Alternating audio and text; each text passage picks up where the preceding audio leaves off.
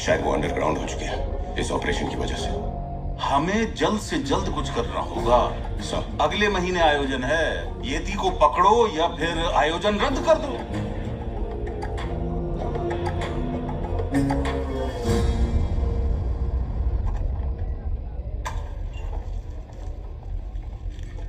उस साले येती को हाथ से निकल जाने दिया। पता नहीं अब वो कहां होगा। गैंग का एक भी मेंबर नहीं मिलेगा? एक आदमी है, येती के गैंग का नंबर 2, राणे। उसकी एक गर्लफ्रेंड है। अंडरग्राउंड होने से पहले वो माहिम में रेगुलर मिलते थे। अगर वो मिल गई तो राणे भी मिल जाएगा। पक्का? हाँ, वो लड़की उसकी खास है। एक चांस तो मारी गई।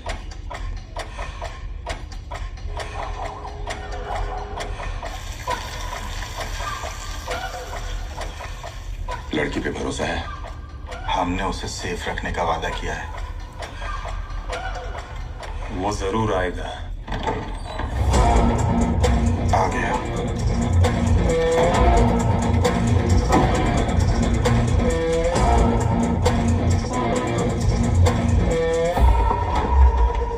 आए बेबे। इतने दिन के बाद याद आई मेरी। मेरी जल्दी बिल्ली। मुझे मिस किया? हाँ।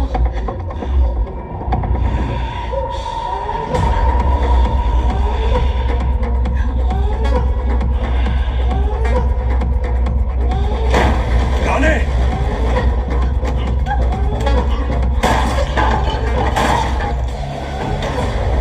Shoot on the legs! Come on, shoot on the legs, boys!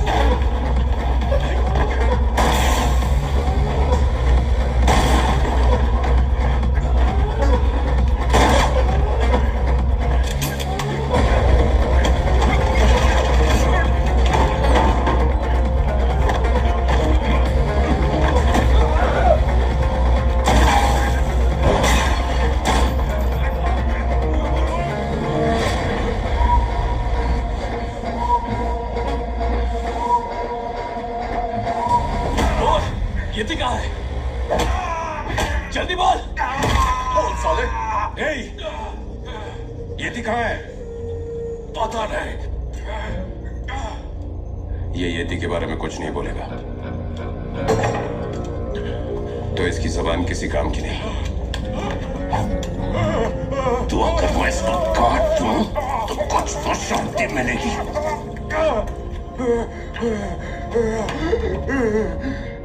बोल। साउथ की तरफ में है वो। आंध्र तमिलनाडु बॉर्डर पर एक गांव है रत्नागिरी। वहां पे मुर्गा नाम का एक स्मगलर है। वो माल पोर्ट से नहीं बल्कि सीधे समंदर से उठवा लेता है। 3 महीने पहले येती वहां गया था। बोल। तब से वापस ही नहीं आया वो। उसके बाद की कोई इंफॉर्मेशन नहीं है मेरे पास।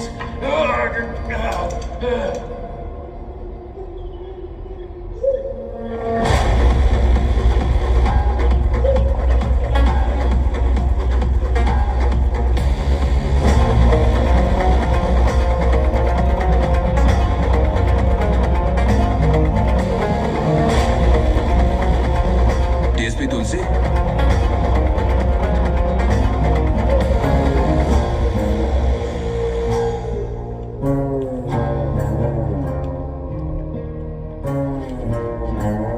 बैठ जाइए। मेरा नाम डैनी है। बॉम्बे बेस्ड स्मगलर हूं। हमारा एक कंसाइनमेंट समुद्र के रास्ते आ रहा है। पोर्ट से निकालना मुश्किल है। एक मुरुगा नाम का स्मगलर, सुना है वो समुद्र के रास्ते माल निकलवा सकता है। लेकिन यहां आके पता चला कि वो मर गया है। यहां आने के बाद जब हमने इंक्वायरी की तो पता चला कि एरिया डीएसपी तुलसी मुरुगा की बहुत हेल्प करता था।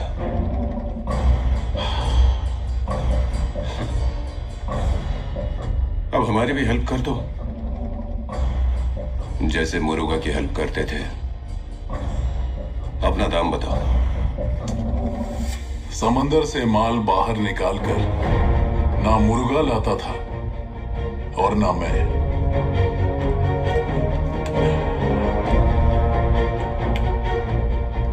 वहां सामने जो पर्वत दिखाई दे रहा है उस पर 4 गांव बसे हैं।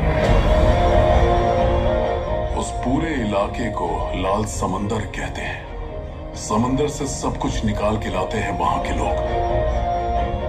वहां किससे मिलना है? भाईरा। वैसे तुझे क्या लगा, एक पुलिस वाला दूसरे पुलिस वाले को नहीं पहचानेगा? और एक बात, लाल समंदर के लोगों से बच के रहना।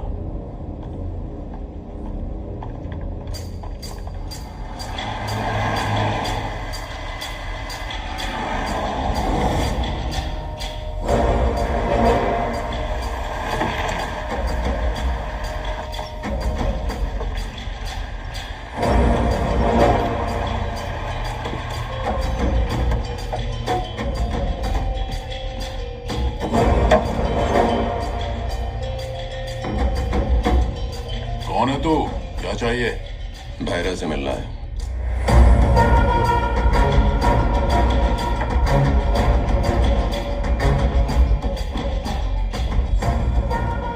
बॉम्बे से तुमसे मिलने आए हैं। एक बहुत ही जरूरी काम है हमारा। एक जहाज आ रहा है विदेश से और बॉम्बे में सामान उतारना बहुत ही मुश्किल है। कल देर रात को वो जहाज गुजरेगा यहाँ से। समंदर के अंदर घुस के आधी रात को सिर्फ तुम लोग ही मेरा माल निकाल सकते हो। ये सब काम हमने कब का छोड़ दिया? काम छोड़ दिया मगर आता तो है। मेरे लिए फिर शुरू कर दो।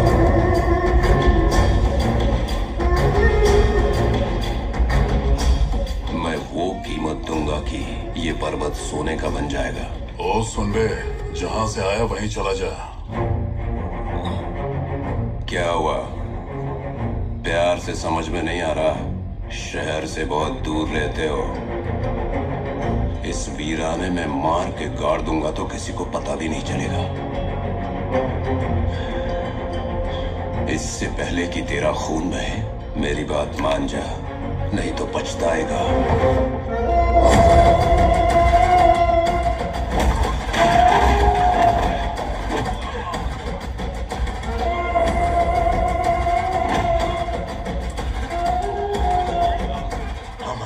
समुद्र पर खड़े होकर खून बहाने की बात करता है। मरना और मारना हमारे खून में बहता है। ये लोग यति के बारे में पक्का जानते हैं। किसी को पकड़ के इंफॉर्मेशन निकालनी है।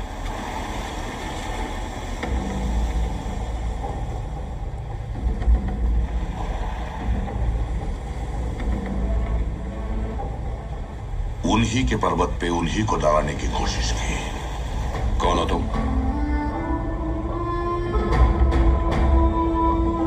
सिंगप्पा। जिस पर्वत से उतरे हो उसी के पूरब में रहता हूं। मैं यहाँ एक काम के लिए आया हूँ। तुम बड़े हो, शायद तुम उन लोगों को मना सकते हो। चलो, नाव निकाल नागा।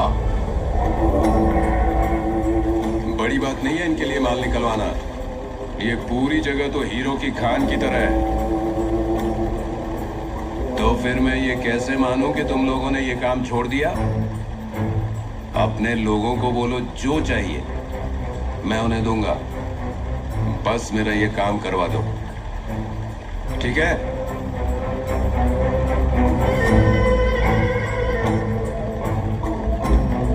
कैसा लगा? एकदम असली वाला हीरा है। अगर मेरी बात मान ली तो ऐसे बहुत सारे हीरे तुझे दूंगा। पहन के देखो।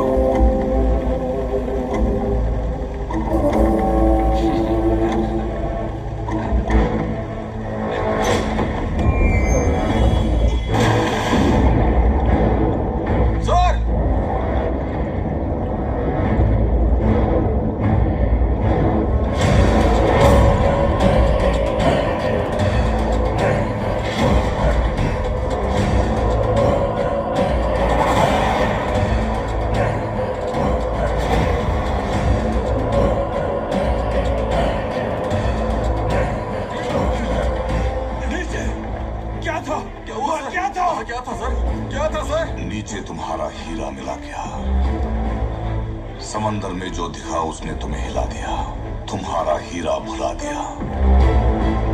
यही है वो डर कि चाहे तुम जैसे कितने भी लोग आए, चाहे जितनी भी दौलत बिछाए, यहाँ के लोग इस समंदर में उतरने की हिम्मत नहीं करेंगे।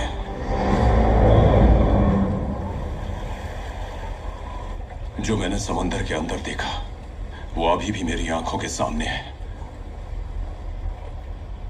आखिर कौन है वो लोग? उन सबको किसने मारा? बहुत लंबी कहानी है, खून से समुद्र को लाल कर देने वाली कहानी। किसकी कहानी है? समंदर की लहराती बल खाती लहरों पर स्थिर खड़े एक योद्धा की कहानी, हमारे देवरा की कहानी।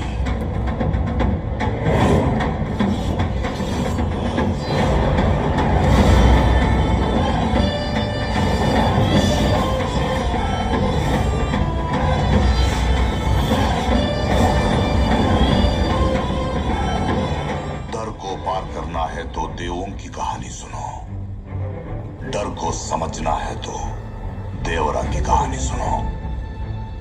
कई बरस पहले इस पर्वत के पीछे एक राज्य था। उसे जीतने के लिए समुद्र पार करना जरूरी था, लेकिन उस पर्वत पर राजा की एक सेना थी।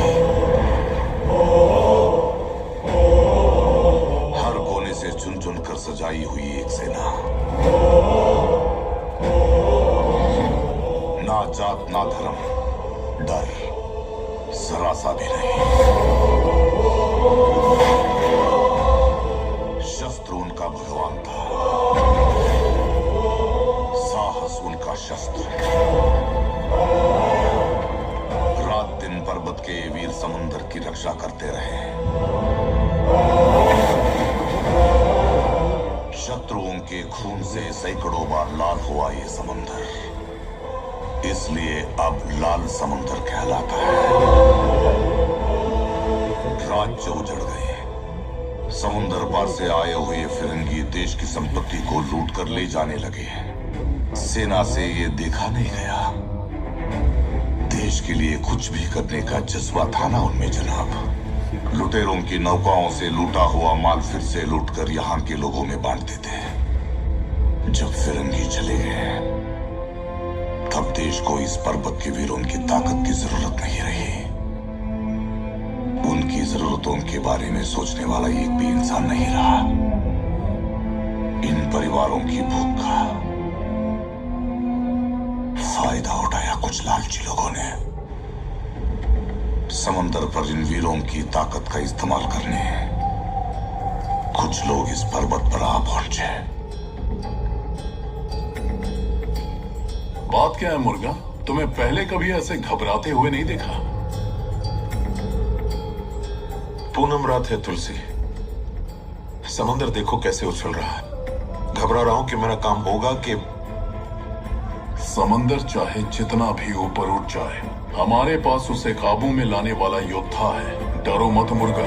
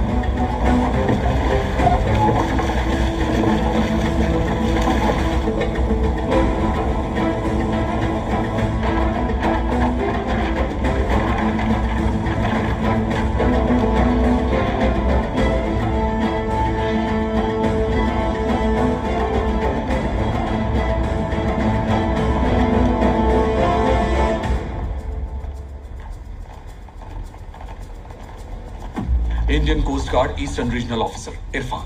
Agents Captain Jean. Warrant to search the ship. We have information about the illegal weapons and ammunition coming from Russia. Help us to search your vessels.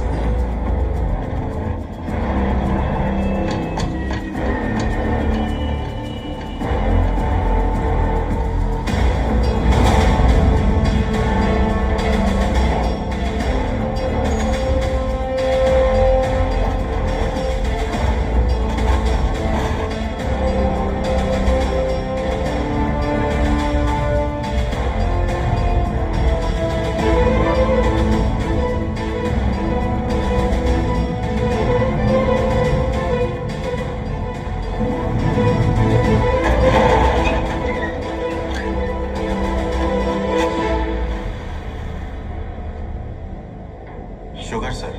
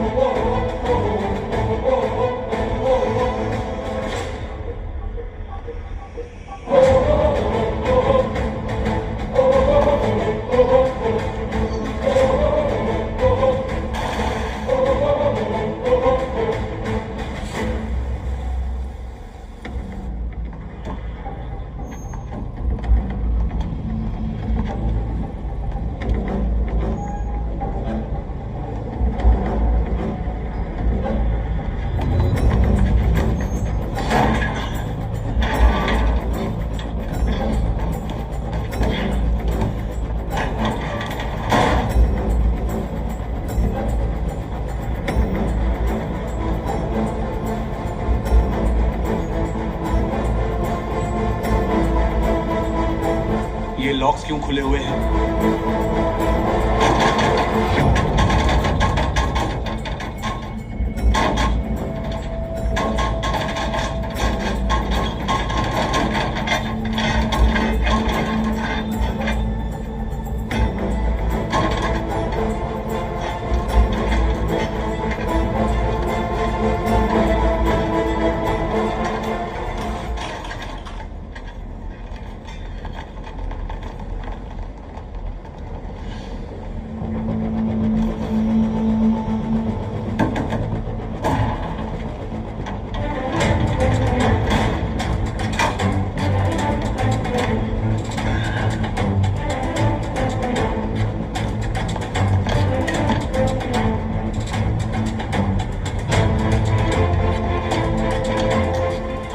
गिनके 10 से ज्यादा नहीं है देवरा, और अब कोई रास्ता नहीं है।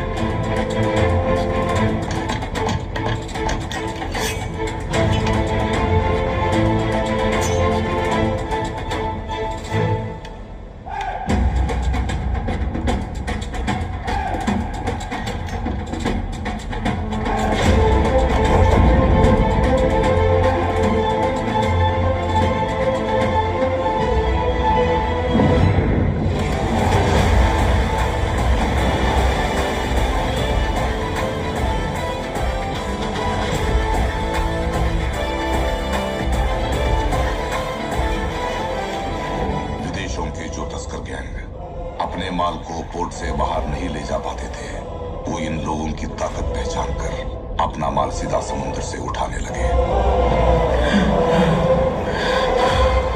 हर गांव की अपनी एक खास ताकत थी। चारों गांवों के लोग एक साथ मिलकर समुद्र की मुश्किलों को पार करते हुए ये काम करने निकलते थे।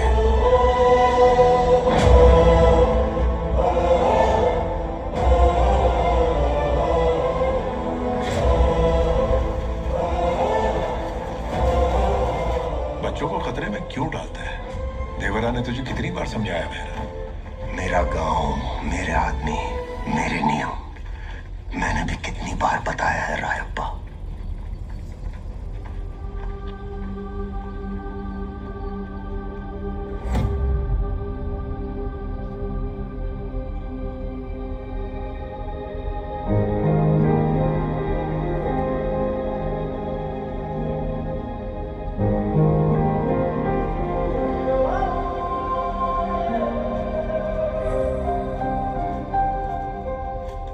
इतनी देर से खाएगा, खाना तन को कैसे लगेगा?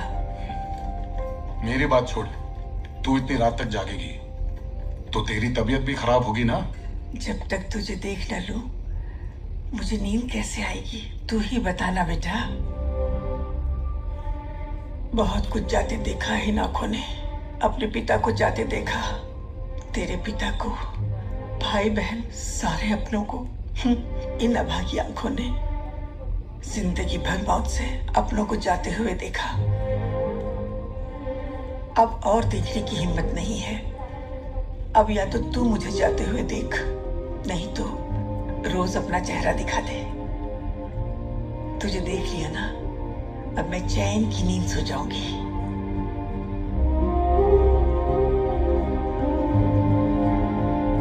नाराज हो गया क्या? तुम्हारा चेहरा देखे बिना तुम्हारी माँ नहीं सोती। तुमसे कहानी सुने बिना तुम्हारा बेटा कैसे सोएगा? उस दिन बड़ी जोर से बारिश हो रही थी। अंग्रेज हमारा सारा खजाना लूटकर अपने जहाज पर ले जा रहे थे। उस वक्त मेरे पिता यानी तेरे दादा उस घनघोर अंधेरे को चीरते क्या हुए। बाबा, बस करो ना। अपने बाबा की, अपने दादा की ही कहानियां सुनाते रहते हो। मुझे अपने बाबा की कहानी सुननी है, देवरा की कहानी सुननी है।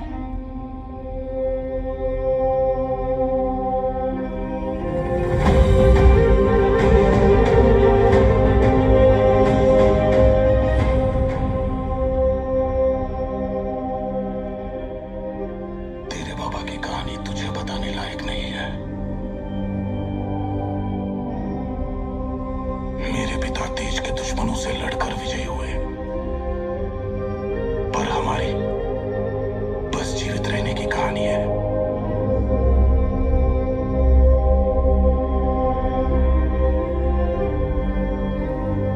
क्या हमारी कहानी इतनी महान बन पाएगी कि आने वाली पीढ़ियों का जीवन बदल पाए?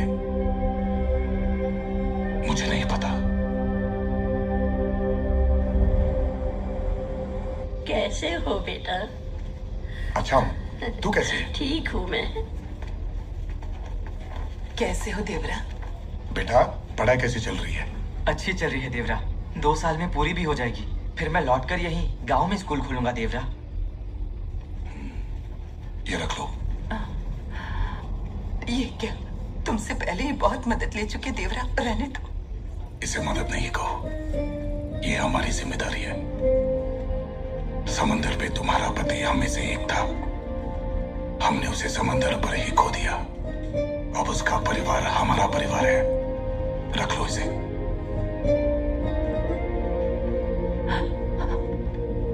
अपने पिता की तरह इसको भी तुम सबके साथ समंदर पे जाना था, लेकिन मैंने ना कर दिया और इसे दूर पढ़ने भेज दिया। मेरी बात समझ के मेरा साथ देने का बहुत बहुत धन्यवाद देवरा। ये तेरा बेटा है, इसे वही बनना चाहिए जो तू चाहती है। कल शस्त्र पूजा है। इस साल क्या लगता है, इस लड़ाई में शस्त्र कौन जीतेगा? देवरा जीतना चाहे तो उसे कोई हरा नहीं सकता, लेकिन अगर वो किसी और को जिताना चाहे तो खुद हार जाएगा। तू चाहे जिसकी तरफदारी कर ले, जीतेगा तो सिर्फ मेरा बाबा भैरा ही। इस साल शस्त्र आएंगे हमारे ही गांव में। अगर देवरा चाहे शस्त्र तुम्हारे गांव आए, भैरा तभी जीतेगा। ऐसा क्या? तो हार जीत अभी तय कर लेते हैं। आ जा वरा। चल जा वरा, दिखा दे इसको तू भी देवरा का बेटा है। जा आजा।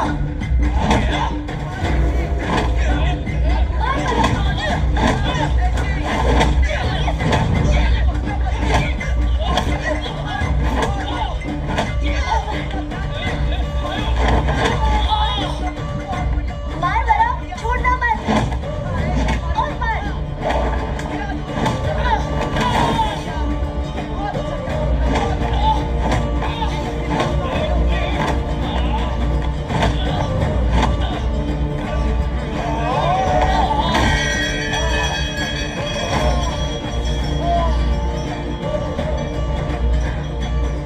क्या कहा था? सामने जो भी हो, जीत होगी भैरा की।